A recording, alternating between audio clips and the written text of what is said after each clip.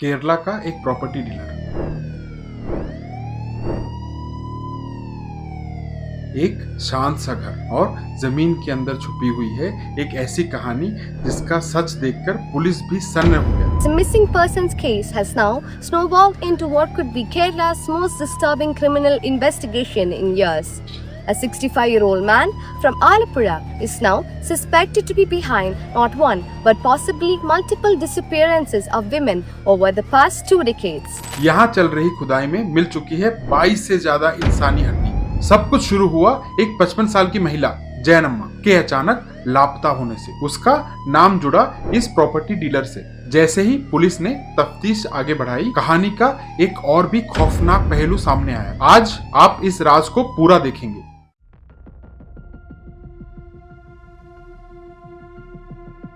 नमस्कार, मैं हूं सृजित नायर और आप देख रहे हैं सृजित नायर शो। आज हम लेकर आए हैं चेरतला के पास पाला में हो रही उस खुदाई की कहानी जिसका नाम है सेबास्टियन सीएम, और साथ जुड़े वो राज जो 4 औरतों की जिंदगी से जुड़ा है। जैनम्मा, बिंदु, आयशा और सिंधु। हर एक details, police records, family statements और इन्वेस्टिगेशन के करंट अपडेट्स सब यही मिलेंगे। तो चलिए शुरू करते हैं। जैनम्मा 55 साल की, बहुत स्पिरिचुअल, मेडिटेशन में विश्वास। 23 दिसंबर की सुबह वो मेडिटेशन के लिए निकली, लेकिन शाम तक घर वापस नहीं आई। पति अप्पा चंद ने तुरंत मिसिंग कंप्लेंट दर्ज कराई। मेडिटेशन सेंटर वालों ने बताया जैनम्मा आई थी पर वो जल्दी चली गई। फोन रिकॉर्ड्स ने पुलिस को एक और क्लू दिया।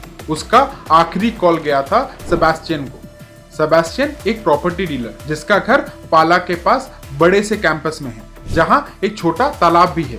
अप्पा चंद बार बार सिर्फ एक ही रट लगाया हुआ था, कहाँ गई मेरी पत्नी? उसकी आदत नहीं है रात भर घर से बाहर रहने। सेबास्टियन ने पुलिस को कहा मुझे कुछ नहीं पता, लेकिन फोन रिचार्ज डिटेल्स और लास्ट लोकेशन सेबास्टियन के घर के पास डाउट्स को गहरा कर दी। सेबास्टियन का घर एक बड़ा एरिया कवर करता है। बीच में एक तालाब जहाँ कैटफिश पलती है। कैटफिश वो मछली है जो सिर्फ मांस खाती है। पुलिस ने जीपीआर के इनपुट्स पर पॉन्ड की खुदाई शुरू कराई। पहले ही दिन जमीन ने अपना राज खोल दिया।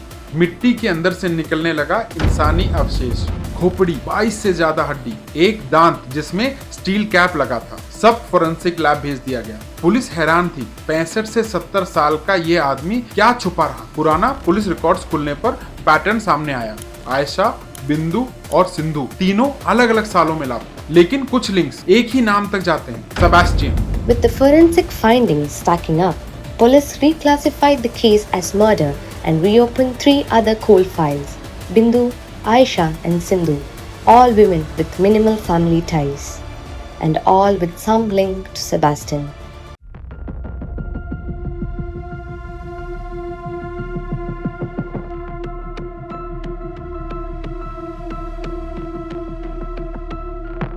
आयशा 2012 में लापता हुई एक पंचायत एम्प्लॉय। सेबास्टियन के घर से जो स्टील कैप दांत मिला उसको आयशा की बेटी ने पहचाना। डीएनए टेस्ट के लिए उसका ब्लड सैंपल लिया गया। बिंदु पद्मनाभन 2006 के आसपास गायब। फैमिली का आरोप, सेबास्टियन ने फॉर्ज डॉक्यूमेंट से उसकी प्रॉपर्टी अपने नाम कराई। कंप्लेंट 2017 में भी हुई पर तब कुछ नहीं हुआ। सिंधु 2020 में गायब। बेटी की सगाई से पहले मंदिर गई और वापस नहीं आई। डायरेक्ट लिंक सेबास्टियन से अभी कंफर्म नहीं। पूरा सस्पिशन स्ट्रॉन्ग है। ये चारों महिलाएं 45 साल से 60 साल की एज ग्रुप की थी। प्रॉपर्टी के इश्यूज में और कुछ का फाइनेंशियल डीलिंग सेबास्टियन के साथ। हड्डी, दांत, कपड़े, पर्स सब फोरेंसिक लैब भेज दिए। डीएनए मैच के लिए फैमिली से ब्लड सैंपल्स लिए गए। स्टील कैप वाले दांत के बेस पर आयशा का नाम आया। 2012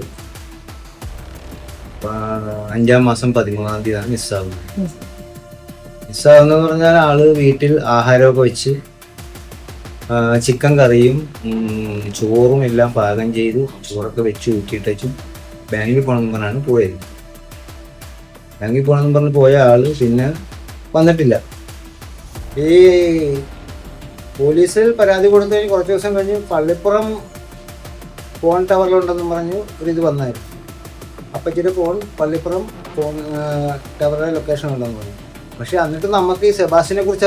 पुलिस कह रही है जब तक डीएनए रिपोर्ट्स नहीं आती कुछ भी फाइनल कहना मुश्किल है। पुलिस का मानना है सेबास्टियन का टारगेट थी वो औरतें जो अकेली रहती थी, जिनके रिलेटिव्स दूर थे और जिनके पास प्रॉपर्टी थी। पहले ट्रस्ट, फिर डील, फिर फॉर्ज डॉक्यूमेंट्स और फिर गायब। कस्टडी में सेबेस्टियन ने नार्को टेस्ट और पोलोग्राफी दोनों से इनकार कर दिया। लॉ के हिसाब से कंसेंट के बिना ये टेस्ट नहीं हो सकता। इस रिफ्यूजल ने पुलिस के सस्पिशंस को और भी गहरा कर दिया। गांव के लोग हैरान हैं। फैमिलीज कह रही हैं पहले पुलिस ने इग्नोर किया, इसलिए सालों तक सच सामने नहीं आया। अब सब चाहते हैं कोर्ट और पुलिस से सख्त एक्शन। पुलिस को डर है ये लिस्ट 4 से खत्म नहीं होगी। 2-4 एकड़ की प्रॉपर्टी, कंक्रीट फ्लोरिंग और पॉन्ड और भी रिमेन्स मिलने की संभावना जिंदा है। यह कहानी सिर्फ एक क्राइम फाइल नहीं, उन परिवारों का दर्द है जो अपने अपनों का इंतजार करते रहे। फोरेंसिक रिपोर्ट्स का इंतजार है और सच का फैसला उन पर डिपेंड करता है। अगर आप ये वीडियो केरला से देख रहे हैं और केरला में